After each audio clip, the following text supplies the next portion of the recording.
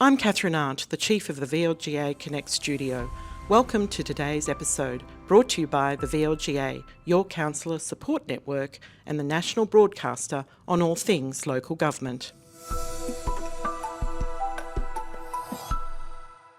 Good evening, everyone, and welcome to the VLGA Connect LGIU Global Executive Live Panel for the 21st of March on our topic this evening of increasing gender equity in local government. We're expecting a wide and diverse audience to join us this evening from around Australia and also from across the UK. I'll introduce our speakers to you in just a moment, but firstly, on behalf of all here and the VLGA and the LGIU, I would like to acknowledge the traditional owners of the lands that we're all joining from this evening, wherever you may be. For me, it's the land of the Wadawurrung people of the Kulin Nation, and we pay our respects to their elders, past, present, and emerging. I'll do a few little housekeeping notes in just a few moments, but to welcome you on behalf of the Victorian Local Governance Association, firstly, I'd like to say hello and welcome Catherine Arndt. Thank you, Chris. Hang on, Catherine. I've made my first faux pas of the evening because I think I'm first meant to go to Jen Pufke from LGIU. I'm so sorry. I knew that slide was going to come up, and Jen's going to say a few words of welcome from LGIU, and then we'll come to you, Catherine. My apologies. Hello, Jen. No. Good. Hello. Hi, Chris. Thanks so much for having me today. And welcome to our first Global Local Executive Panel of 2024. That doesn't feel possible, but it is. Thank you, Chris. Before we hand over to the rest of the speakers for the discussion, I just wanted to take a quick moment to say good morning and good evening to our LGIU members who are joining us today from around the globe. It's wonderful to see you all again. At LGIU, we believe that gender equity is a fundamental human right and that local governments have a crucial role to play in advancing gender equality in our communities. Today's panel is an opportunity for you all to hear from four incredible global leaders in local government who are driving positive change in this area and to learn from their experiences and insights. We host these discussions because we know that the most innovative and effective answers to the global challenges that you all are facing come from local governments around the world. But when you work in local government, as we know, finding the time to connect with colleagues from, in other countries and learn more about what they're doing is never easy. And that's what today is all about. It's pausing for a moment and learning from each other. As LGIU, we are one of the world's biggest independent local government membership bodies, and we are committed to supporting our members in their effort to promote gender equity and create more inclusive and equitable communities.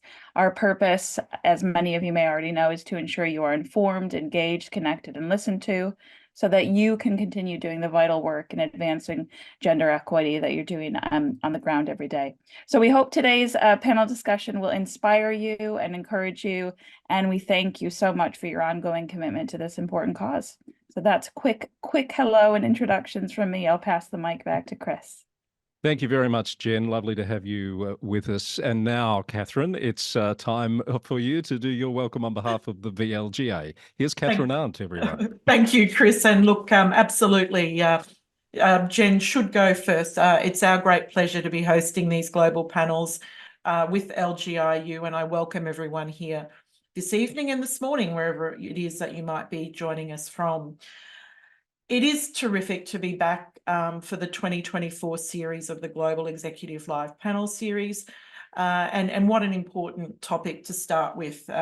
Recently in Australia, across the world, actually, we all celebrated International Women's Day.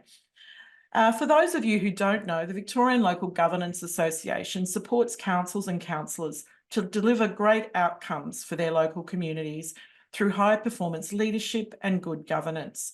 We are member run, just as LGIU are, and we are non-partisan.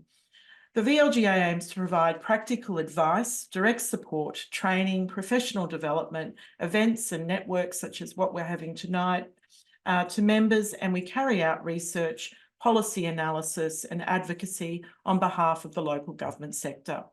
We are the leading voice for local councils, and we offer members the opportunity to realise their full leadership potential and increase their impact as leaders in their community.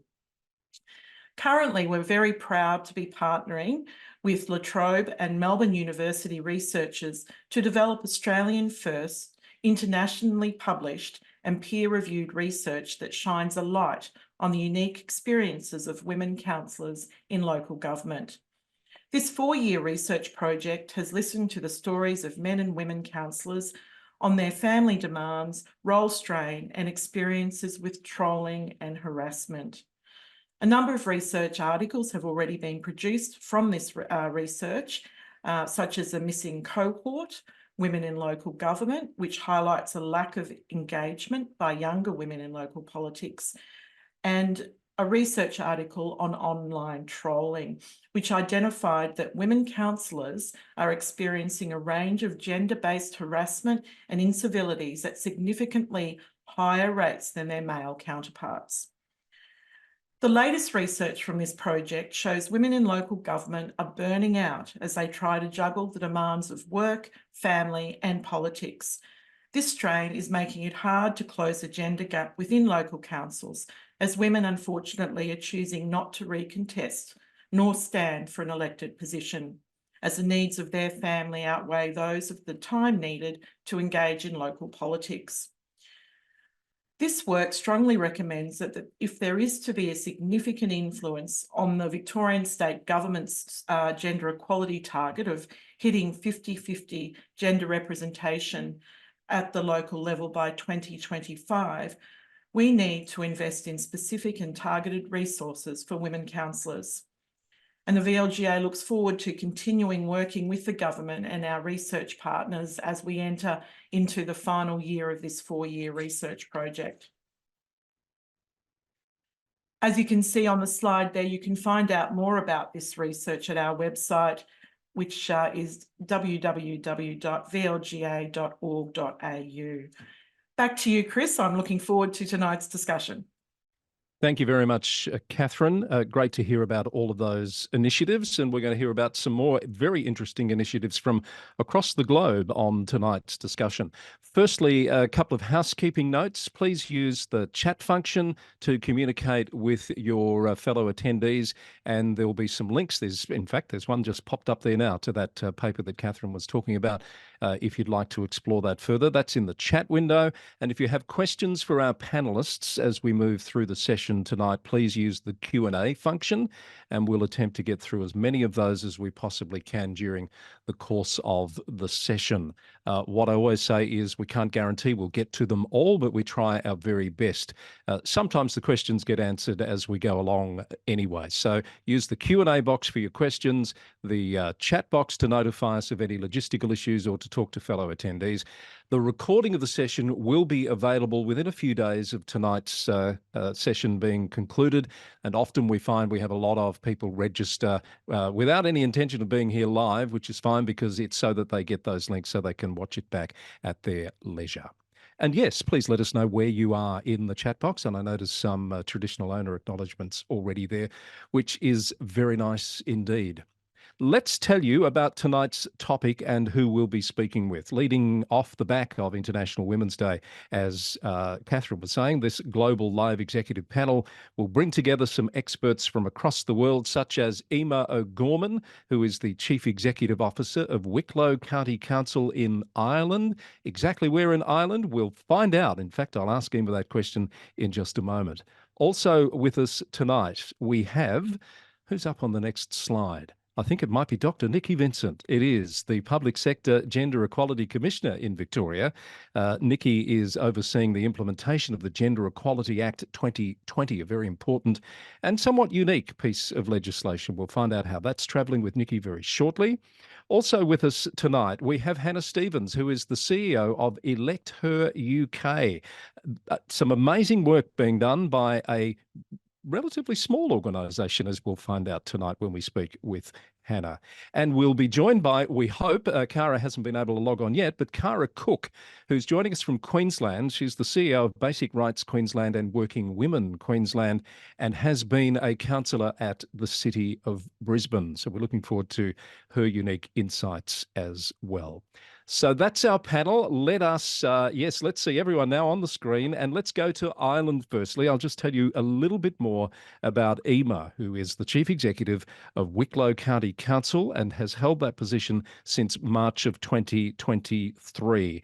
But Emer's been in local government for about 30 years, I hope she doesn't mind my saying, since 1994, has been a Director of People, Corporate and Digital Services, a Director of Economic Enterprise and Tourism Development, started as a director at Louth County Council in 2015 in corporate services, HR, environment and European relations. What an interesting portfolio of areas that Emer has worked in over the years in local government. We're going to find out what Emer's doing at her council in Ireland on the gender equality issue and perhaps some of what's happening more broadly in Ireland itself. Emer O'Gorman, lovely to have you with us. Welcome.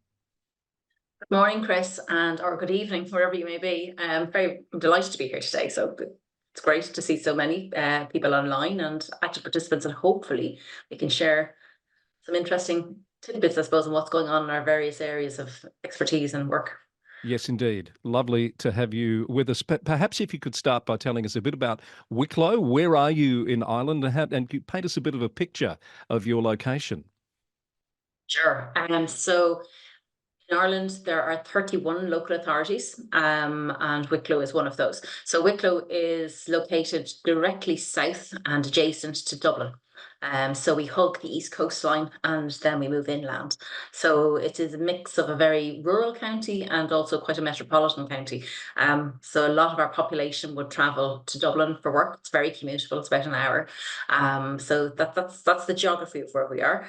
I suppose what I find, having worked in a number of local authorities, that we all have the same mandate from government, but we all go about our business in a very different way, depending on the makeup of your council, on the makeup of your own team, and just what your own priority areas are.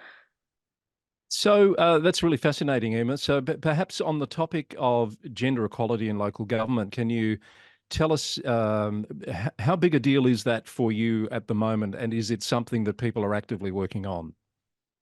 Yeah, absolutely. Both at a national level and locally. So there were a number of pieces of legislation enacted over the last couple of years. Probably the primary one would have been the gender pay gap reporting legislation that came in 2021 that mandates both public sector and private sector to report on gender and pay and the distribution in your organisation. So in Wicklow, for example, 48% of our workforce are female.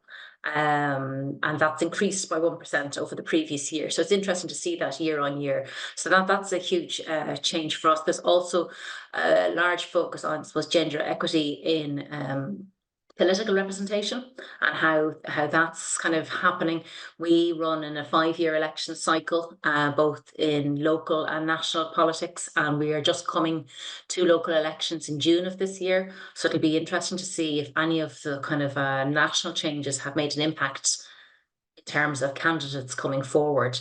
Yes. A number of our large political parties are operating on gender quotas where they are requiring, if a male candidate is running, that they will also run a female candidate. But that's proving difficult, is what I'm hearing, in getting candidates to run. We'll come back to that political element and the national work that you've just mentioned in a moment, but you did say 48% of your workforce is female. What about at the senior levels within your organisation? Sure. I'm was in a very unusual situation probably in Wicklow, in that I have a senior leadership team of 7 and 4 of the 7 are female. That's quite unusual.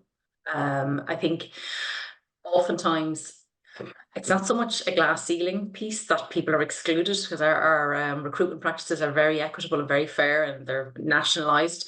But it's more about lifestyle and choice. I was very interested in what Catherine was saying earlier in her introduction about, the work-life balance has a huge impact on females' decisions to go forward and put themselves forward for promotion, and that has an impact. But in Wicklow, we're slightly the converse to the rule nationally. Right. So that is interesting. And what about at the political level? I think when we caught up before tonight's session, you said the number wasn't great and it had actually reduced during the term of the current council.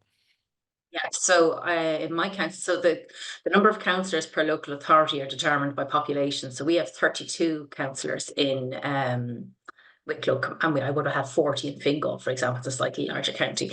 So of the 32, we initially, I think, had 10 female councillors, and that's reduced now to 8. So less than a third, which is not great representation. And the reason why the 2 female councillors stepped away was on that whole work-life, family pressure balance. Now there are other elements around.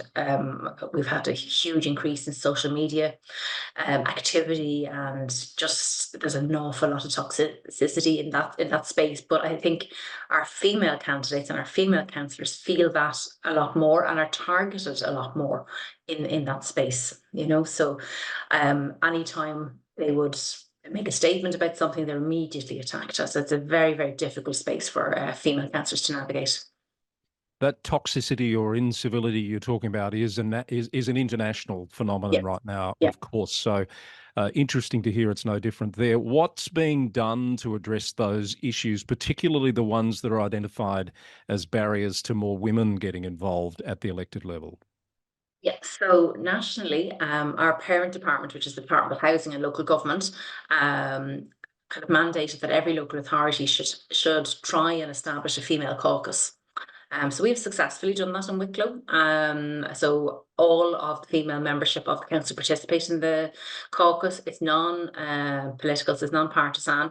It's really about strengthening female representation, highlighting and showing potential candidates, young girls, anybody that's interested in politics, that, there is a road for them.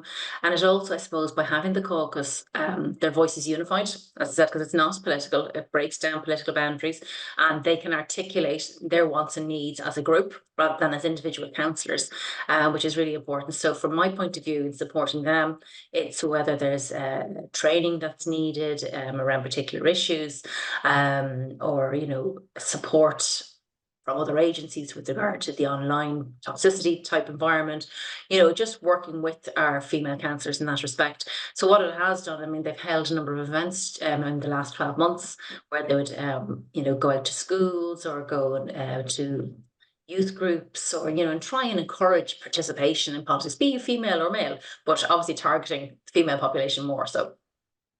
So interested to know more about this caucus concept. So I think you said all local governments across the country were required to implement it, or strongly advised to? Yeah, it came in the way of, we get circulars, with guidance. So you were advised to, I suppose it really depended on the individual local authority and the councillors if they wanted to. And in the most part, councillors have participated and wanted to. I know in a number of local authorities they've broken down due to just probably political issues getting in the way of what should have been a non-political piece. But in Wicklow, it's been quite successful. Now they stood down at this point in time because they're all focusing on trying to get re-elected in June. But it's a very useful space, and it is supported. We got funding through central government to allow for training programs and to allow for other areas of activity. So I suppose for me, certainly helps in the council space to have broad participation.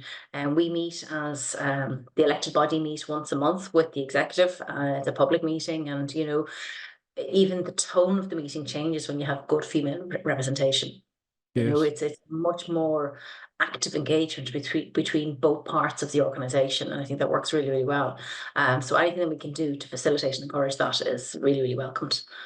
You talked about, before we get off this caucus program, because I think it's a really interesting idea, you talked about the political involvement, I guess, varying from one area to the next. What level of involvement in that program do you and your organisation have? Do you facilitate that, or is it entirely political?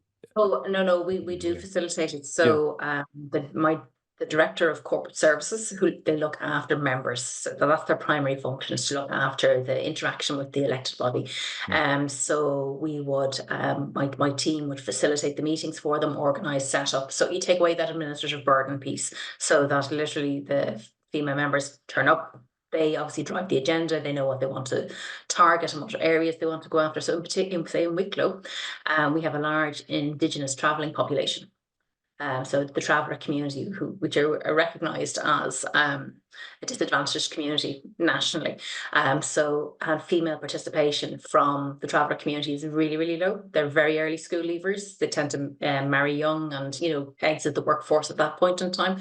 So our caucus wanted to focus on that population, for example. So we would have reached out to other agencies that work in that space, and to link the caucus in with those groups, and then to have, you know, to design a program around engagement, which actually resulted in some work placements with councillors, with some female members of the public, and then hopefully, you know, we're encouraging them, either if they're not interested in the political side of things, they could certainly apply for positions within the local authority itself as well, you know, so try and encourage participation in some shape or form.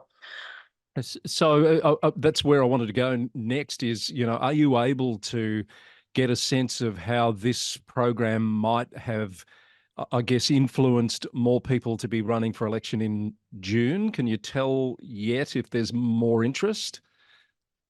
Yeah, it's kind of hard to tell because the candidates don't have to formally declare and, you know, go through that kind of statutory process as yet, but we are seeing more candidates emerge, and there are certainly more female candidates emerging.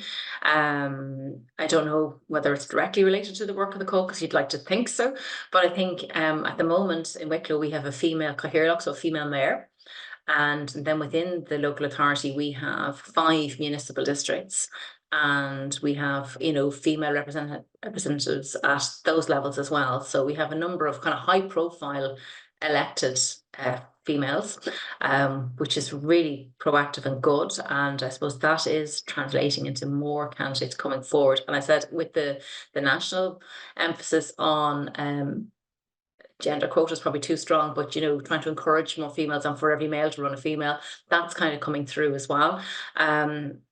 We'll see when when the papers have to be filled in, how many actually materialise, but I do think we will have more female candidates running than we did the last time. And nationally, what's being done to address gender issues, gender equity issues within the workforce at the local government level? Yeah, so I mean, there's an awful lot happening at the moment. I mean, traditionally, local government in Ireland would have been, over the last 20 years, anyway, for sure, quite family friendly. And that's very, very important. We would have had a lot of national schemes to allow for work sharing, where, you know, you split your week with a colleague, or term time, where you can opt to take the school holidays away from work and have your pay distributed over the 12-month period. Now they are discretionary within each local authority, so depending on the area you're working in, depending on what level you are in the organisation, whether it's feasible or not. But then we have, I suppose, other pieces like parental leave, which you are statutorily entitled to, for children up to the age of 16 it is now, where you can take blocks of leave or a day a week leave to do that. But the biggest shift, I would think, in local government has been the introduction of blended working. So remote working has had a massive impact, and that's a direct result of COVID, a positive result of COVID. So prior to that, we wouldn't have had remote working at all in Wicklow or in any county. And now, as a sector, we're at the stage where we agreed to kind of a policy sectorally, where we have maximum 2 days remote working and 3 days in the office. It depends on, again, the area of work you're in, but that's the one piece that has washed through from CEO level all the way down to the clerical officer. So I mean, I would remote work 1 day a week, and for me it's hugely beneficial for 2 reasons. One, I get to spend time with my family, you know, do the school drop off or whatever it might be, and secondly, I get to read and catch up on whatever is going on in my week, or prepare for the following week, because I find when I'm in the office, you know, you obviously have your agenda and what you want to get through in a day, but, you know, life happens and people are in and out to you the whole time, and it's very, very busy. So it's nice to actually have a bit of time away to think strategically and plan. But the upside is that my family get to see me in the morning and the evening, which is nice. So that is nice to hear, because we hear from some sectors there's a push now to try and get back to as much in the office as possible. It sounds like you've settled at that 2 and 3 day as going forward, and there's no push to change that. No, there's no push to change it. And I suppose primarily because we're at full employment in Ireland at the moment. Right. And it's quite difficult to recruit, particularly in our professional and technical grades. So there's a strong emphasis nationally on house building and, infrastructure. So any engineers or planners, very, very hard to recruit. And the one thing we can offer is remote working. We can't compete on price because our salaries are set. So remote working is a huge draw, particularly when private sector is pushing back into the workforce, back into the office environment. So that's very attractive. And it is, I think, we certainly are seeing in any of the recruitment competitions that we've run in Wicklow recently, we're seeing more women apply because of that work-life balance and that remote working piece. I think it's hugely impactful. Perhaps one quick question before I give you a break. I think you said 32 local authorities in Ireland. Did I hear that right? 31, yeah. Yes. How many have female CEOs? 7. Seven out of 30 something. Yeah. Okay. Yeah. So that's something that obviously needs to change as well. Yeah. But as I mentioned earlier, like the recruitment process, so once you get into senior management level, it's done nationally. So there is an agency called the Public Appointment Service that run all these national competitions. So I was in Fingal, which is a different county, and I competed for a post in Wicklow. So it is non-political, it is completely independent, very rigorous process. You go through kind of 3 stages of recruitment, interviewing with them, and then they make a recommendation to the employing authority. So I think it's not really about that women aren't being selected for roles. I think it's more that women aren't putting themselves forward for the roles. So I know for the final interview for my role, there were 4 candidates and I was the only female. And that's a choice to make, Yeah. I know our Victorian audience in particular would be really interested in that process. So once you go through that process, you were telling me you get recommended to the council and they have the option of accepting or not that recommendation, but they've had no involvement in the process until that point. That's correct. They have no involvement at all. So they get a recommendation from the employing or the recruitment agency, and they consider it. So the corporate policy group of the council consider it, and then a recommendation goes to the full councils. But they have no involvement in the process at all. So I suppose once the recommendation comes through, a few phone calls are certainly made, because I know my former councillors in Fingal were getting phone calls about me. What's this woman like? Who is she? And all of that. But that doesn't influence. They just want to know who they're getting. But I don't think there has been a case where certainly hasn't been a case where a recommendation has been rejected. Fascinating process, and would love to know more about that, but we'll give you a rest there, Emer. Thank you for setting the scene. We'll come back to you with more questions, I'm sure. We'll move on to our next speaker. Just before I do that, I want to welcome Cara Cook, who has joined us, our 4th speaker, and Cara, we'll come to you in just a little while, but good to have you joining us on the session tonight. Dr. Niki Vincent is the Public Sector Gender Equality Commissioner in Victoria, has been since 2020, and that's because there was none before 2020. Niki's the first such commissioner in the state, overseeing the first Gender Equality Act from 2020, which is a fairly unique piece of legislation, and we'll find out why in a moment. Dr. Vincent has a wealth of experience in gender equality and organisational leadership, was the CEO of the Leaders Institute of South Australia and a member of the Remuneration Tribunal of South Australia, and has established 2 successful not-for-profit organisations, as well as led major programs of academic research. Wonderful to have you with us, Dr. Niki Vincent. Welcome. Thank you, Chris. And you're going to give us a little address for a start, just to lay out the legislation that you've been implementing and how it's travelling. Yeah. I was also the Equal Opportunity Commissioner for South Australia before coming into this role, which is, as you say, Chris, a very unique and brand new role for Victoria. But first, I do want to acknowledge that I am coming to you from Wurundjeri land and pay my respects to elders past and present, and acknowledge emerging leaders as well as any other First Nations people with us today. So the Gender Equality Act is unique. It's the first of its kind, not only in Victoria, but in Australia. It commenced in 2021. I came on board at the end of 2020, came to Victoria while it was in lockdown. So I had to set up the commission from my living room of my rented apartment in my new state. There's no mean feat, but interesting. Victoria is really a leader in this space. We took the best of legislation around the world and put it all together in this really unique act, which I'll talk to you about. It covers in Victoria 300 plus organisations, over about 450,000 employees. So when we say public sector, it's the broadest kind of range of public sector, not just the public service, but all the associated kind of government enterprises, water organisations, all emergency services, all arts and government sporting organisations, all 79 local councils in Victoria, and also all 9 universities that we have in our state. The Act has gives each organisation a general duty to promote gender equality, but it has some really specific obligations. So the first is that an audit of their own organisations is required every 2 years. They have to audit against 7 key indicators: gender composition of the board. In the case of local government, that's your elected representatives. Gender composition at all levels of the organisation, recruitment and promotion practices, leave and flexible work, availability of that and access to it and how much is used and so forth. The gender pay gap across a whole range of gender pay gaps.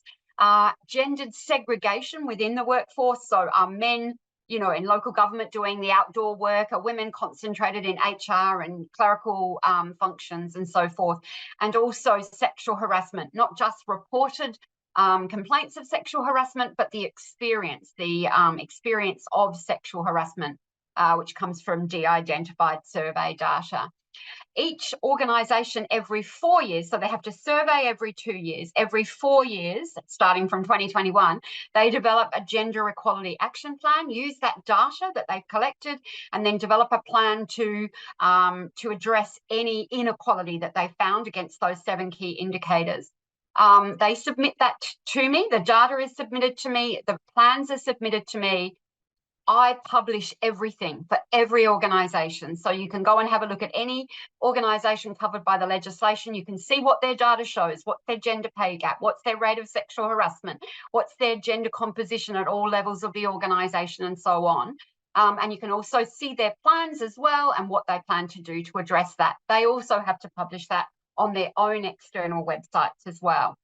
And then every other year, every other 2 years, they have to report on their progress. They must make reasonable and material progress on each of those indicators that I just outlined. We have just received the first lot of progress data. We received it a few weeks ago, so now we're just starting the compliance checking and the quality assessment of that data and those plans, those progress reports about what progress they've made, and if they haven't made progress, then they need to explain why. The other big obligation is to put a gendered lens, so a gender impact assessment, putting a gender and, if where possible, an intersectional gendered lens over every policy, program or service that they deliver to the public.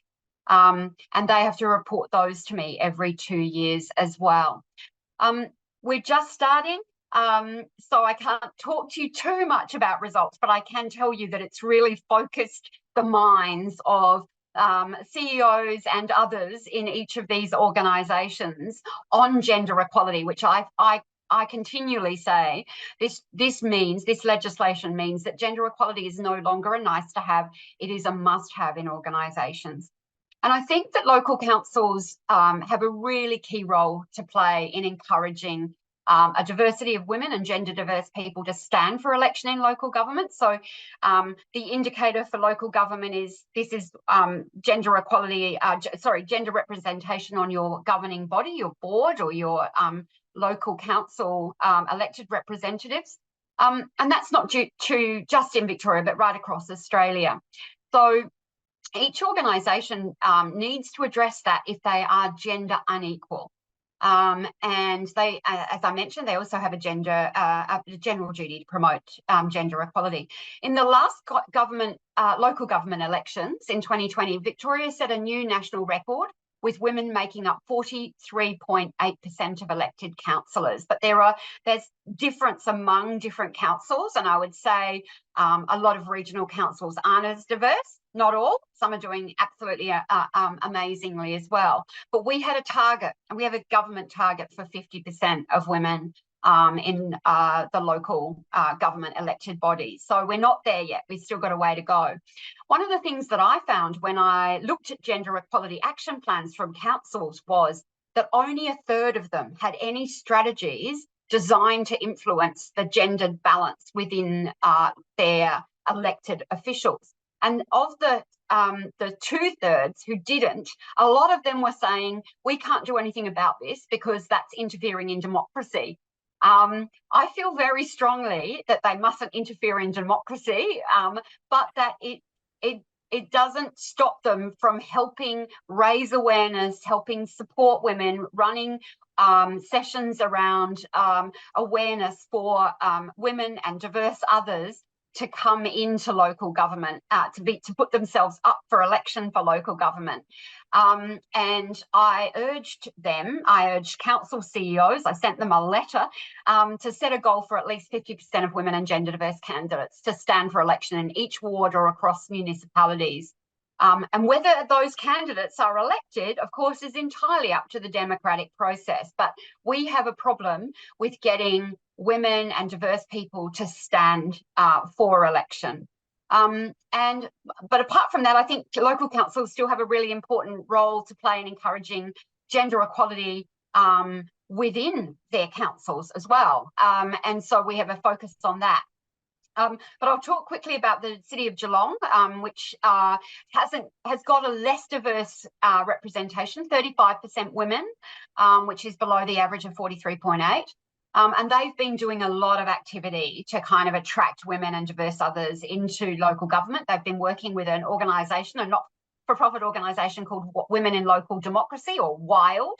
And they are quite wild women, very assertive and very active. They're fantastic.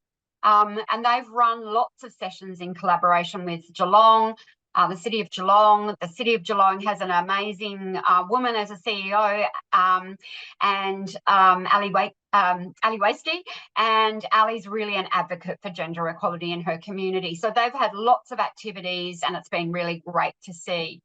I think the other area is to talk about women working in local councils. So from our data that we got from councils, 67 million data points in 2021, women make up 63% of the local government sector, not including the elected body, but only 39% of senior leadership positions. So we've definitely got some work to do there. Every single occupation had a gender gap in favour of men, even caring, social support and administration and clerical roles. And there were a lot of barriers to leadership that were identified, not least of which many different kinds of bias against women, but also the social norms and gender stereotypes and so forth, the lack of flexibility within organisations, the lack of flexibility within leadership roles as well. So all of those things come into play. And if you then look at rural councils or regional councils, there's extra kind of barriers that are layered on top of those burdens, those barriers as well. I'll probably leave it there, Chris, and see if we've got time for you to ask me any questions. Yeah, so there's a lot I could ask after that, Niki. I was interested to know your reaction though to Emer's description of the women's caucus idea. I saw you listening intently to that. Yeah. No, I loved that. I thought that was absolutely fantastic. I'd certainly argue that that's a good way to go. And of course, the things that Emer talked about, the toxicity on social media and so forth are all things that women in particular who stand for local government have to put up with. And of course, they're not employees of the organisation either, so they don't come under those kind of workplace employee legislation that would potentially protect them. I know this is a big issue. I'm not an expert on local government. I'm an expert on gender equality, but I know there's a lot of work going on around what to do about that kind of toxicity, but also things like what times you hold your council meetings, and, you know, are women able to access childcare for coming to council meetings, and women often talk about when they do access childcare and they put the bill in for that they get kind of backlash from their own councillors around that's not a good use of our funds, etc., etc. So there's you know, barriers for women putting themselves up for election from the community. And that toxicity, there's toxicity often within councils, elected representatives, and then also that kind of, well, why are you spending this money? And, you know, it's just crazy because most of them have many women have unpaid caring responsibilities that men don't have to worry about. So of course they need access to childcare if they're going to play an equal and fair role in local government, which I think they absolutely must do. And as Emer said, you get a different environment when you have women in those roles as well. Yeah, just before we move on, Niki, you've raised an issue that I think has come up on a previous panel, and that is, and certainly other discussions about the ability for female councillors' use of childcare to be weaponised in a political way. And there was a call for the government to do something with the system to make it less able to be weaponised, so that it, you know, it wasn't treated like, you know, vehicle mileage and travel costs and those sorts of things. Do you support the thinking around something being done in that way? Look, I think so, as a temporary measure, but really we need to change people's hearts and minds about this stuff more than anything else. You know, like it should be acknowledged that you know, if you, I mean, this is the problem.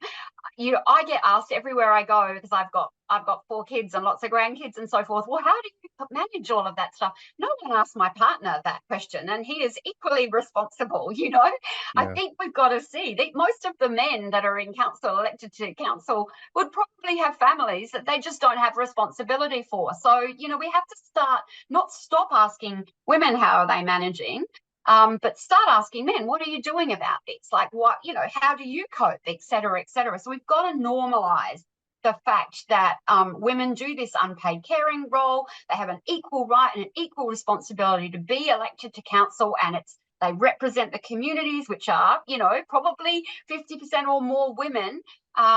We have to make it absolutely okay for them to access those kind of allowances to do the job that they were elected to do. Thanks, Niki. We'll give you a rest there as well. And just remind people in the audience to use the Q&A function. I'm sure you're starting to have some questions, please pop them in the Q&A and we'll get to those. After our final 2 speakers, we're going to introduce Hannah Stevens now. Hannah is the CEO of ElectHer, a non-partisan organisation that works to motivate, support and equip women to stand for elected office in every sphere of government across Britain. Hannah, I think you told me you've got 2.5 people to do this work, and you've been going for quite a while. We'd love to hear from you now about the organisation and the work you're doing. Hannah, welcome. Thank you so much, Chris. I'm loving being here. It's so fantastic to connect our work with the more global movement for this, and to see that the problems are the same everywhere we go. So really, ElectHer, we are tiny but mighty, and we work to motivate, support and equip women, as you said, to pursue their political ambitions and stand for election across Britain. We're basically creating a movement of women participating in democracy and nurturing a culture where all women can thrive in political spaces. And it's a big old job, as we're learning. Roughly 35% of our elected representatives in Britain are women, but wildly, there's no formal data capture. So literally those figures come from campaign groups scanning websites, council websites and photographs, and making judgments about people's gender based on that. So, you know, there's so many different areas that we need to fix this. Data capture is a real fundamental one in terms of actually getting a clear picture. But it's interesting that everyone's spoken so far has referenced this key number of 1/3, whether it's in employed positions, whether it's in senior positions, it's stuck at 1/3. And I think we need to see more than 40% in order to start to see that real cultural change that we've all been referencing. Okay, so what does ElectHer do? We have designed and articulated the different stages in a pipeline towards elected office right from the very beginning, like the real demystifying democracy. What is a council, for example? So these 4 stages that we have, the very beginning, getting started. What is politics? The next phase is getting involved. So starting to think you might want to join a political party, you might want to be a campaigner, but what is it? What are the next steps that you're going to take in your life to just get a bit more involved in democracy? The third step is get ready to stand. So thinking about, there's election in my area in 12 months time. What do I need to be doing now to prepare myself so that I'm totally ready when that time comes and I can stand for election then? And then we support women through that candidacy with training and lots of other things that I'll talk about in a minute. And then more recently, in more recent years, we used to, once women were elected, we used to say, thank you so much, well done, bye, good luck. That was our approach. And then lots of those women went, this is the moment where we really want to still be in community with you, please don't leave us. So over the past 18 months, we've developed our program. So now we're evolving a program of support for women once they are elected as well. So on top of the 4 stages, we also have additional support for women that face additional barriers. So for example, we have a Disabled Women in Politics network. We have an annual 7-week program specifically for women of colour on their journey into politics, because racism is a huge part of their experience as they move through that.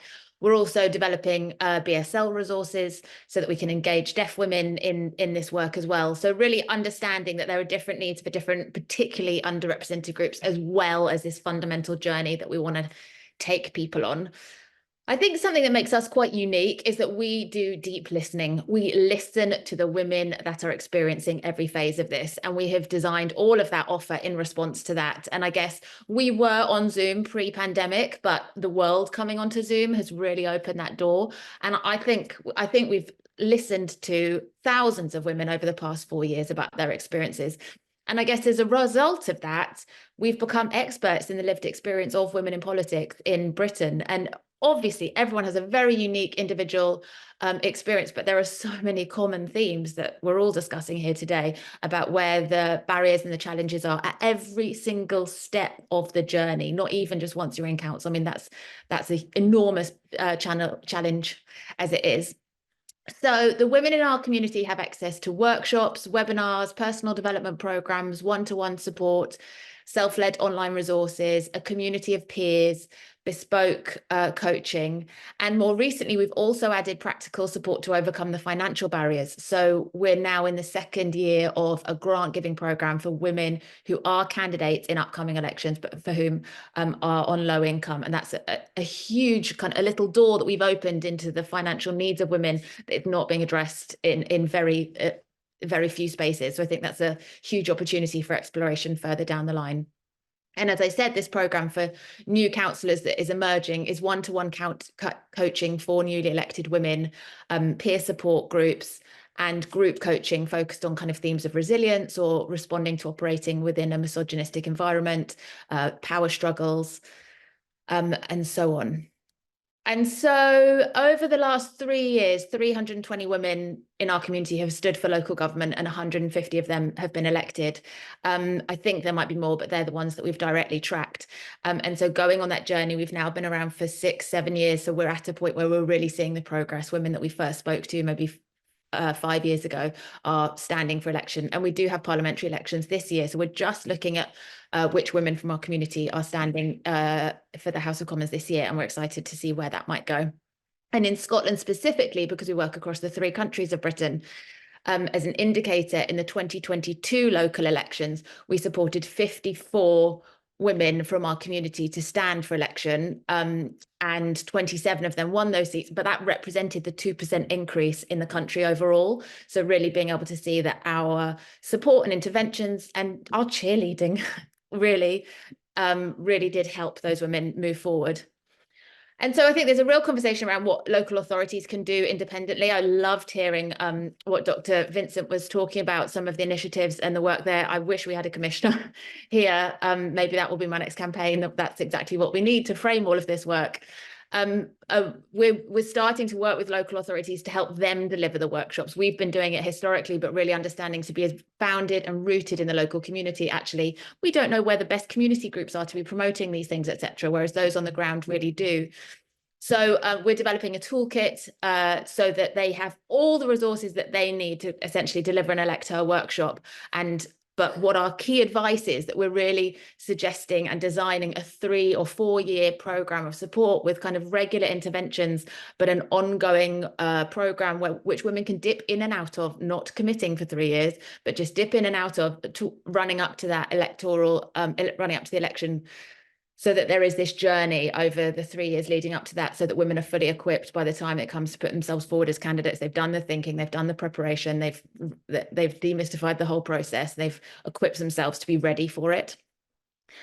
And more recently, I think having done this work continuously, listening to thousands of women, having this real understanding of the depth of the problem, it is awful. Misogyny is absolutely rife in every single local authority across this country. And so in that, we're really starting to explore our responsibility. If we are encouraging women into this pipeline, what are we doing about ensuring that is a safe place where they can thrive? So that's been an evolution of our work over the past year. And we're really starting essentially to map out the system and where all of the problems are, and bringing together all of the groups, academics, political parties, governments and institutions, and third sector organisations who are all doing something within this work to bring them together to have a much more strategic approach to solving the problem. And so over the past 6 months, we've been doing that specifically in Scotland initially, and then we'll be rolling it out in England over the late spring, early summer. And really, we've got to a point where we've identified 55 different barriers to women's political participation. If we pulled them apart and really considered the intersecting experience of different communities, it would be 200, but we're trying to contain it to some degree. So we have these 55 barriers and 47 change mechanisms that we've identified that are really needed in order to fix this problem. And they fall broadly into 3 areas, one of which is society and culture.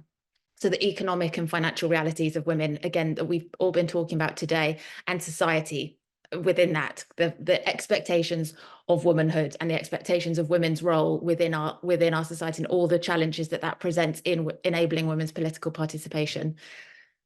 Institutional processes and laws, again, it's been touched on today, the terms and conditions of the working practice, because elected women are not employees, so they fall into this grey area where they aren't protected in the way that others are. And then the political culture within those institutions, again, that we've touched on, people politicizing this issue for equal opportunities or childcare support or whatever it might be. And then the third is the political parties, who have an enormous responsibility in fixing this, both in terms of the culture and also in terms of the party processes, policies and structures. And so really, these 3 big fundamental areas are where we need to continue to grow and work. And, we absolutely can't do it ourselves, and we don't intend to, but we want to have this system-wide understanding and perspective of the problem, so that we understand where we're sitting within it, and can collaborate and work with all those across Britain who are also seeking gender balanced political representation. Because as we all know, we're all here for the same reason, is that our democracy will be better when women are fairly and equally represented in those democratic institutions, and all of our communities will benefit as a result. Obviously, I could talk about this for hours, Chris, but No, that's perfectly fine. That's terrific, Hannah. Thank you for painting that picture. I'm still thinking about the 55 barriers, and you're saying that it could be so many more if you were going to be very specific. Small but mighty, you said. What sort of confidence have you got that you've got the ear of the people who can actually make a difference in addressing those issues that you identify? I mean, we try, right? We are optimistic pragmatists. We are totally realistic about the challenge ahead. We don't shy away from it. We don't pretend that this is easy for us as organisations trying to fix it, also, or for the women who are participating in it and putting themselves forward. But we have to be hopeful. We absolutely have to be. And so I think a huge part, we are collaborative, we are feminists through and through. And if you really examine what it means to be a feminist, it means to be authentic and to listen to each other and to collaborate. And that is our approach to this work. So we are super keen to engage and work alongside any organisation that is remotely interested in this subject. And we really appreciate for some local authorities, for example, this feels like an enormous job, which is much easier to pretend isn't there. But we want to be a helpful friend to really support them on their journey and work out what's the right way for them to take this on. So, but ultimately, there are a few really fundamental things, such as the data collection and some legislative processes that could be put in place that could could fix the system. And I guess that takes governments, that takes senior, like national governments to put those in place. And I think, interestingly, in the devolved nations, in Scotland and in Wales, there's real movement. The governments are interested in that. We're engaged with them. They are progressive in terms of understanding their responsibility within that. In Westminster government, that's not something that is happening at the moment. So I don't feel like we've got the ear there. So I do feel like we've got the ear in Scotland and Wales, but less so in Westminster. But it's a crazy political time in the UK at the moment. So it'll be interesting to see what happens over the next year or so. Just very quickly, Hannah, before I let you have a rest, an interesting question. How is your work funded? A real mixture, but also like hardly is. I will say that it's a tiny budget, right? It's just cool women sitting in their houses, getting together on Zoom and making this stuff happen, right? So we do not have a huge budget. A lot of charitable giving. We're not a registered charity, but we are a non-profit, and we do have a grant from the Scottish government to really support the development of the work in Scotland. So it's a combination, but we also want to be seeing ourselves. We're building kind of a more business development model as well, because I think there is a bit of funding within local authorities to do this work, and we want to be their critical friend, and we'd like to be the team that come in and support them in a consultancy role, I guess. So we're really diversifying our income, so we're not just reliant on trusts and grants, but historically it has been trusts and grants, and then more recently the government pot has been really supportive in developing a devolved nation specific programme in Scotland. Thanks for that. Now, just a reminder to people to pop their questions in the Q&A box, because we're coming to audience Q&A very shortly. That goes for panellists too, by the way. If you have a question of your fellow panellists, because I know you've been quite engaged with the presentations tonight, please have those ready as well. Cara Cook is our final speaker tonight. And Cara, thank you so much for your patience. Welcome to our live panel.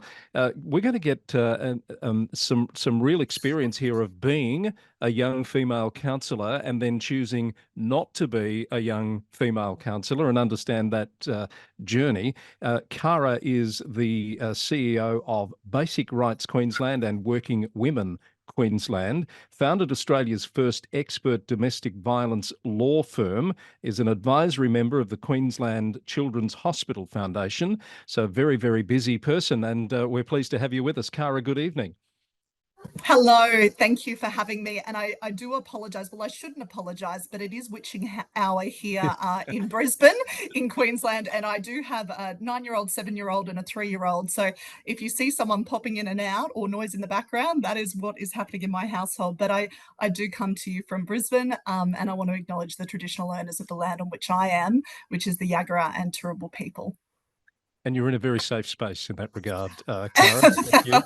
So, Thank you. Can you tell us a bit about your story? Why did you initially decide to run for council? You were elected to Brisbane City Council, were you not? Yes. So Brisbane City Council is the largest local government in the Southern Hemisphere, as far as I know. And we have 26 wards. And in the city of Brisbane, we've got almost 1 million voters. In my ward of Morningside, I had 30,000 people, and it's a full-time job. So that is the way I treated it. And I decided to run to council because I wanted to make a difference, you know, like many people who put their hand up for elected office. For me, it was about always having been involved in the community, but wanting to really contribute at that higher level and impact and make a difference to my local area. So tell us about that process and getting elected and the experience that you had as a young female candidate. So for me, we are a politically divided council. So I was the only female Labor councillor in council. I was also only the second woman ever to actually have a baby whilst being an elected councillor in Brisbane. And that experience was varied, to say the least. If you have a little Google search of my name, you will see some of the experiences that I had as a woman in politics and as a woman in local government. And some of those issues arose from my experience of my pregnancy in council, and really interested to hear the other speakers talking about access to childcare or access to parental leave. We certainly have none of that here in Brisbane City Council. And for me, that meant that I had to fight quite hard to get basic access to Zoom, even after our entire council had access to Zoom during COVID. We were then told to return to the council chamber, and I had to have a very public and nasty fight to get that enacted for all councillors, so not just women with pregnancy, but also for people who may have other caring responsibilities or who, had accessibility issues in terms of our council chamber. I had to fight to get basic things like a change table installed in City Hall where there were just none. So, this is not, ancient history. This is very recent history. And for me, that fight played out at 8 months pregnant, and it was not a fun fight to have. So there were things like that. Other things were obviously interactions and the influence of social media in my world. So I guess as a young woman in politics, some of the interactions I would have in terms of, sexual references made about myself on photos, having to block and filter through, hundreds of comments, having unwanted advances towards me. One of the last, I think it was my last month in council, my car broke down. And I had a lovely person stop and help me push the car off the side of the road, did a post on the side of the road, here's me with my broken down car, thanks to the kind person for stopping. The first comment was, did you give him a blowjob as a thank you? I don't know those really deeply embedded cultural issues that we have certainly in Australia are deeply felt by all, I would say all women in elected office, not just at a local government level, but having to filter through that each and every day is exhausting. I just can't imagine what that would have been like for you, Cara. Was that what led to you not being on council anymore, or were there other issues at play there? What was the decision? Look, I had to think about the next 4 years of my life with a young family, and I had to think about what that would look like for me personally. And I had, I have a young family, and it was all consuming. I worked 7 days a week, 24 hours a day. And it was, you're not remunerated at a level. I took a pay cut to come into council, and that makes it incredibly difficult when your entire salary is being spent on childcare. That's an interesting point you raise, because in an Australian context, Queensland's considered to be the state that pays councillors more than other states. It's far less in Victoria, for example, and it's often used as an example of a barrier to more people putting their hands up for running for council. Your experience might suggest that it's actually not about the pay. Is that fair? Look, it's about a combination of factors, but certainly that is one of them. I guess for me as a professional woman who was running her own business, I was a lawyer. I sat on a number of boards. These were all things that I had to stop to pursue this as a full-time career. I did note a stat, because you've just had elections in Queensland last weekend, that there was a 10% drop in the number of candidates and a 33% rise in the number of uncontested positions. What do you put those sorts of statistics down to as far as the state of the local government sector and people wanting to be part of it? I think people are really asking what is the cost to them personally, and in putting their hand up, let alone being elected. It's can be quite a nasty business. And I think that certainly in politicised councils, I mean, Brisbane is the only formally, politicised council in Queensland, but there are certainly other councils that do have those people who are party members of a variety of backgrounds. So I think that it is that personal cost, and whether you're willing to put yourself and your family through that. What would you like to see done to make these barriers go away so that everyone who wants to participate at the local level of democracy can do so? I think that I think there's a lot of cultural issues in society that we need to address. My background is obviously in domestic and family violence. We're still seeing a woman murdered every week in Australia. There are issues around basic levels of respect. These are big societal issues that need to be addressed, but certainly separate to that, the issues I encountered with basic access to things like Zoom, change tables, the fact that if you are absent for more than two meetings in Brisbane, two meetings in Brisbane without an apology, you are removed from council. You know, so right now, of course, I had colleagues who were able to offer those apologies for me, but if I did not, I would have no choice but to turn up or lose my position. And in one circumstance, one of my colleagues forgot to do an apology for me and then was sick another week. And I was removed from a council committee because of that. And certainly I was in a fortunate position that they knew, well, given my past history in raising these issues, they knew if they did not reinstate me, there would be a massive issue.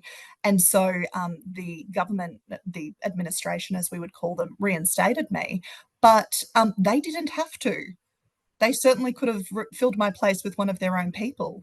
And I was a deputy chair of the City Planning Committee, you know, so there are systemic barriers that are issues that need to be addressed within, I'm sure, every jurisdiction, but certainly some of that broader cultural issues that we're just seeing in society more generally are issues. But the other thing that I've seen that's been really positive that wasn't around when I first ran was in Queensland, we have the Pathways to Politics program as well, which is, you know, I imagine a similar experience to our colleagues in the UK.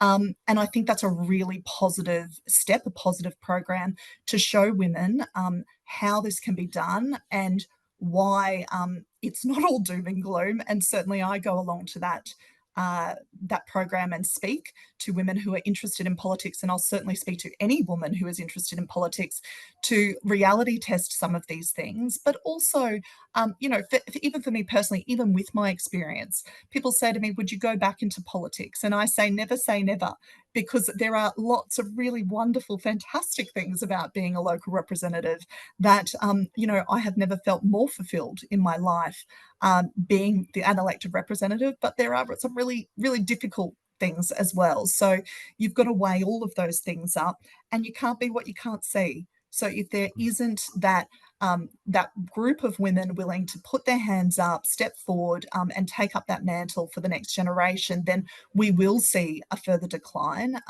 And that is not good for our councils not to be representative of the community. Cara, do you feel that your experience has actually improved the situation for those that follow you? I mean, you had to fight hard for some of those concessions they must have felt like at the time, but have those changes been put in place now for the next generation that's coming through of women councillors at least? Yes, absolutely. And, you know, every time I raised an issue, I thought to myself, well, this is not just about me. This is about that next generation. And to be really frank with you, it wasn't just about those types of issues. You know, I had to raise my hand about things like flying the Aboriginal and Torres Strait Islander flag alongside the Australian flag. I had to fight on making sure that LGBTQIA+ communities were properly represented and that we didn't allow some really you know, bigoted behaviour occurring on our council's watch. You know, like I had it wasn't a burden, but I felt compelled every time I saw one of those issues to raise them. And sometimes, you know, to quite significant online, you know, retribution, for want of a better word. My husband is a First Nations man. I have 3 First Nations children, you know, posting about not participating in Australia Day and the racist vitriol that would come my way. You know, these are things not just about me, but also about my family. So it is a high price to pay. I am pleased and delighted to see some of the changes that have come through as a result of that advocacy, but not at no personal cost, you know. Yeah. What's your thoughts on a piece of legislation like the Gender Equity Act that we have in Victoria? Would you like to see something like that used more broadly?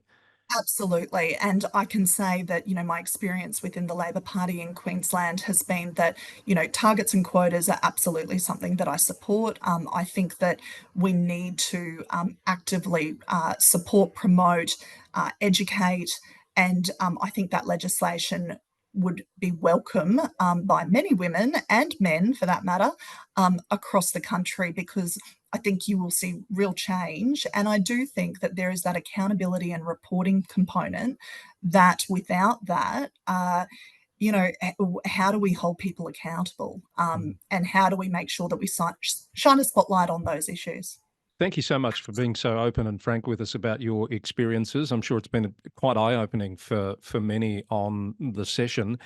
I'm going to take a little breath now and call on Catherine Arndt to step in as we move into audience Q&A for the rest of the session. And if you have not put your question in the Q&A box yet, please do so now. Catherine. Thanks, Chris. And look, thank you to all of our panellists for their generous contribution to the conversation, and so much of, well, everything that we've spoken about resonates so much and aligns with the work of the VLGA. Hannah and Cara, really keen to talk more to you offline after this session about the work that we do. We have a program that we have run for over 2 decades, Local Women Leading Change, which absolutely looks at not only supporting and encouraging women to stand and participate in local government elections, but also then to support their journey over the course of their term as an elected representative. Because, Hannah, you're exactly right. How do we, you just can't do this work in the immediate months in lead up to an election. It has to be ongoing and it has to continue.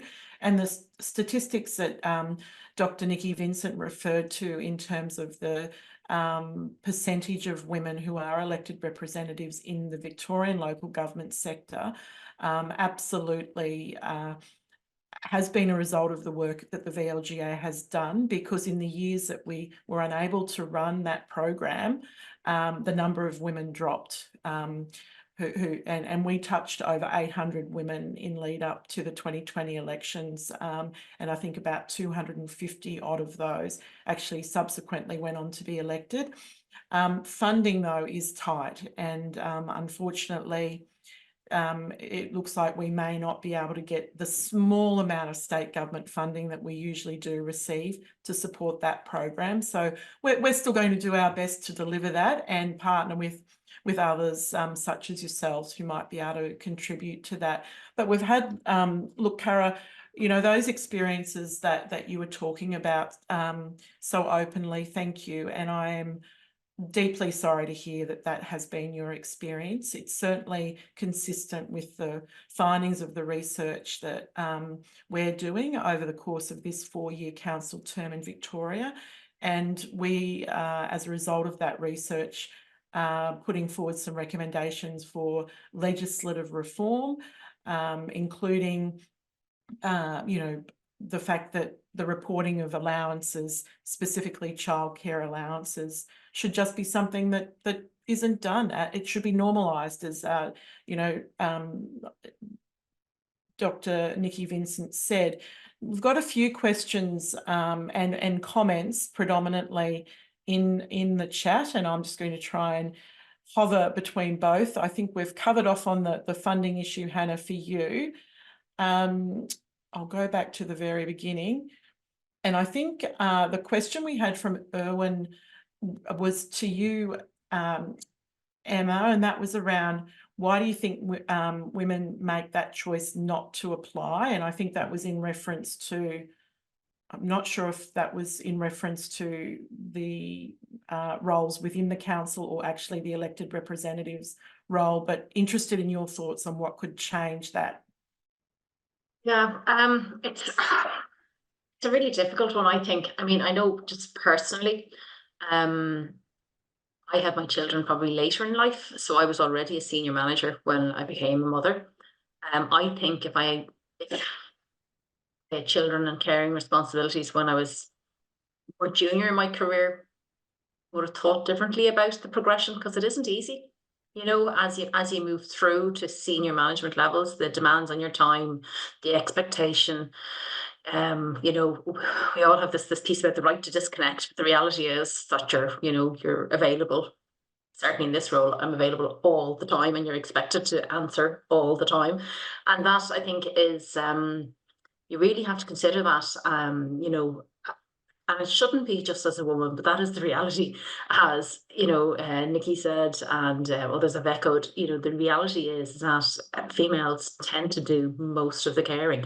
Now, in my organisation and throughout local government, we have, as I said, we have a lot of family-friendly policies, but I felt myself, when I was applying for a role 2 levels below where I am now, that if I was a parent and I'd gotten that role, I wouldn't be able to avail of family-friendly policies because they're not practical to carry, you know, to be able to carry out the role. You can't do it on a part-time basis. But I do think we've shifted since then, and recognizing that the importance of having equity in the workplace and the importance of having female leadership. So we have very targeted programs now for women in leadership positions within the local authority, you know, strategic programs, you know, training and helping young women come up through the organization, you know, so that they're better equipped to deal with these. And I suppose we're far more flexible now in terms of those family-friendly policies, applying them across the spectrum of grades within the organisation than there would have been 10, 15 years ago. That's progression. But I do think the big shift has been the blended working piece. That allows far more flexibility, particularly for female members of my workforce, to feel that they can put themselves forward for more senior roles. For our elected members, it's everything that Cara said. It's everything that Hannah said. You know, it's really, really difficult, and like far more needs to be done. I put it in the chat, like recently in the last year, our national government has introduced paid maternity leave for politicians. And like that's a huge shift. That was never the case. You know, you took your time and off you went, and that was it. And as part of that pay, so you as an individual get paid, and then there's also an allowance to employ an administrator, somebody to look after your work for you while, you know, not necessarily to replace you as a councillor or as a politician, but to mind your house, I suppose, your workhouse while you're on maternity leave. And that certainly helped. And that was driven primarily because for the first time ever, we had a female in cabinet at a national level who, while she's been holding the Department of Justice role, has had 2 children during the lifetime of this government. And that drove that change. Without her, it wouldn't have happened, you know. And that's, I think, been instrumental. But it's a tiny step. There's an awful lot more, because not every female that comes into politics is a mother or has caring responsibility, but they still feel that barrier and that gap. So, I mean, we, again, probably through our caucus and through other work, we try and reach out and encourage. And I don't think we experience the same level of toxicity that Cara directly experienced. We don't certainly have in our council chamber. Misogyny is not tolerated.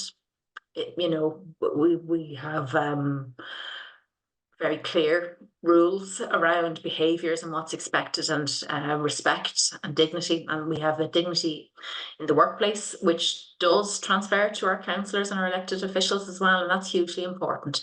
But still, we're not seeing women come through in the same way we'd like to. There's an awful lot of work that we have to do. But we're making small steps on the right direction, but an awful lot needs to be done. Thank you for that. I will put this one to the whole panel. It's a question around how do we ensure that gender equity includes transgender equity and prevents some activists from seeking to pit one disadvantaged group against the other? Who'd like to take that one? Cara. I can give you a really direct example of that. I attended an event for a group here in Brisbane. It was a couple of years ago now, but on the panel that I was speaking on, there was a transgender woman, and at the end of the event, we had a photo together, the panel, and I posted that up and said, look, how great was this panel tonight, you know, showcasing diversity. Within a very, very short period of time, that was shared into a number of trolling groups and organisations, and there were thousands and thousands of comments, posts, just absolute hate speech, to the point where I actually had to contact that woman and say, what do you want me to do with this? Because I'm comfortable blocking, leaving it, you know, dealing with it in that way. But I'm conscious that this is you and your family as well now. You know, how do you want to deal with it? And she said to me, look, this happens to me all the time, take it down. And in that, even still now, my heart just sank for her. And it was about running for political office, and different political party, but still, you know, trying to put their hand up, put their hand, you know, out and say, here I am, I want to do this. And to be faced with that every day, there is a long, long, long way to go before we can advance those issues in a way that is meaningful, when there is a organised campaign in our society here in Australia that is actively trying to make sure that never, ever, ever happens. Thanks, Cara. I'm sorry that wasn't a productive contribution, but I just wanted to stress how difficult the issue is, and how real it is. Yeah, look, thanks, Cara. Appreciate that. I am really conscious of the time. I can't believe we're already at 10 minutes from the close. So, Chris, and I know there was a comment there about how we might educate local governments, and I think we've talked a little bit about that throughout the evening. But Chris, I might hand back to you and we could get some closing comments from the panellists and then we can wrap up. But certainly we will be sending through the recording of this event, which you can share and I guess go back and reflect on once it goes out. Thanks for that, Chris. Thank you, Catherine. Yes, we do need to start wrapping up. Thanks to the audience for those questions and those comments. Quite a few comments too in the chat that are worth having a look at. I might start with Dr. Niki Vincent and just ask each of our panel members just for some final thoughts on. Let's try and find some solutions here. What would you like to see happen and done by whom in the short term to try and keep increasing gender equity at the local government level? Niki? Well, I think one of the things that we haven't talked about is, you know, we do a lot of work to help women, support women, you know, and as Hannah said, you know, then once women get elected, kind of the responsibility that she realised to actually support them once they were there, because so often they're going into a lion's den, I would say. And so I think we have to fix the lion's den, right? That's where we need to go and place our efforts to make sure that and I don't know what the answer is, but we really need to go there and educate and work and listen and understand why this is happening. I don't know what to do about the social media side of things, and I really do want to acknowledge how horrific that must have been, Cara, and for that woman that you were with as well. And we've had a similar experience in our commission, posting some research that we've done about transgender people and their experience of sexual harassment, and were trolled.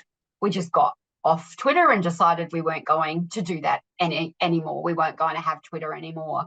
But I do think that, you know, amongst all the other things that we've talked about and that might be talked about, that we actually have to also stop fixing women and fix men.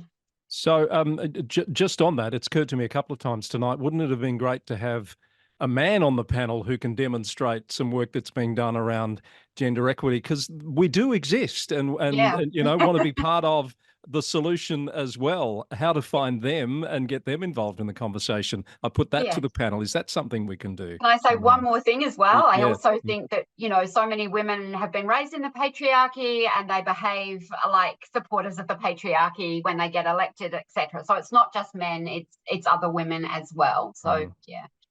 Thanks, Niki. Hannah, some final thoughts from you, perhaps? Honestly, I think this conversation needs to be mainstream rather than on the edge. And I think, you know, Cara's experience, I, in my opinion, from speaking to many hundreds and hundreds of women, is more the norm than the unique. And I think we need to just accept it, and not we as in the women's sector, those of us that are in this space interested in this conversation. I mean democracy and the institutions that have responsibility for taking care of it. It is precious, and whilst this continues to be an ongoing problem and an increasing problem, not a decreasing problem, an increasing problem, it needs to be taken more seriously. And I think there's a lot that can be done at national government level, at federal government level, to put those frameworks in, to invest in commission work, to invest in the culture change that's happening, you know, that Emer's spoken so beautifully about in her own council. I don't think your council represents many councils in terms of this unacceptance of disrespectful behaviour. So, you know, I think it's got to be this fundamental overhaul of what is culturally acceptable. And I think it's an issue within our society more widely, but it's absolutely heightened and viewed more intensely within this democratic space. And I think it's urgent. So I am hopeful. I'm hopeful that we can all connect and continue to explore this work. But whilst all the people with the money and the big power, they need to get on board too. Thanks, Hannah. Well said. Emer, final thoughts? I wouldn't want to leave the discussion with the impression that all is rosy in the garden. It isn't, trust me.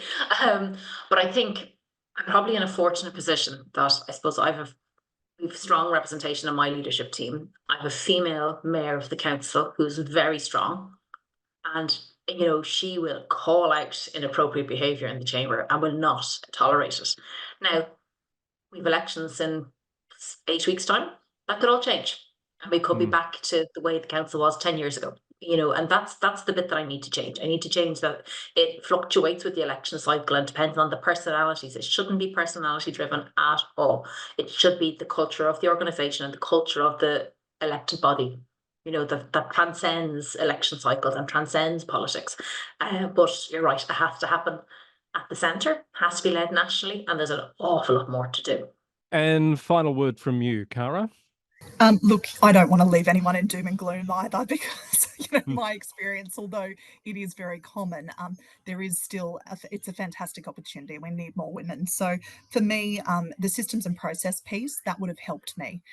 It would have helped to have had not to have had to go to the mayor directly and have that conversation where it was a highly politicised environment. And to be quite frank with you, the man has 4 children. I have no doubt that had I been from the right political persuasion, it wouldn't have been an issue about being able to use Zoom in meetings.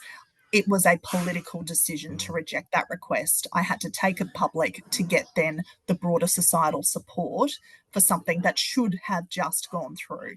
So that politicisation is an issue. So if we move into systems and processes, making sure that there are correct structures in place. Also, one thing that I didn't touch on that I should say is, yes, there was bad behaviour by women and men also in the council chamber environment, where there was no form of recourse for that. So in our council, we had a councillor conduct panel and process for complaints, but that was for conduct outside of the council chamber. So you would see horrific behaviour, name calling, abuse. It was awful environment to be in. Hot water. I'll get you some hot water in a second. But those complaints couldn't be made within the council chamber. So I had no recourse for what went on inside. So it wasn't a safe place. Interesting. Thank you very much, Cara, for sharing that. And thanks you to all of our panellists for an amazing conversation tonight that I know people will have gotten a lot out of, and all those who are yet to watch it, I'm sure will be the same. Catherine, thank you for your contribution, and for the VLGA and LGIU for bringing our global executive panels together again. I might put you on the spot, Catherine. Do we know what our next one is yet? Oh, gosh, you have put me on the spot there. No, you'll have to wait with Stay tuned. Stay tuned for more. Yes. Okay. Thank you, everyone. It will be available to watch back in a few days' time. The VLGA will send that information out to all of our registered participants and the panellists, no doubt, if they'd like to watch it back at their leisure. And we thank you for being with us for our global executive panel live across Australia and the UK. And we hope to see you again soon. Good night.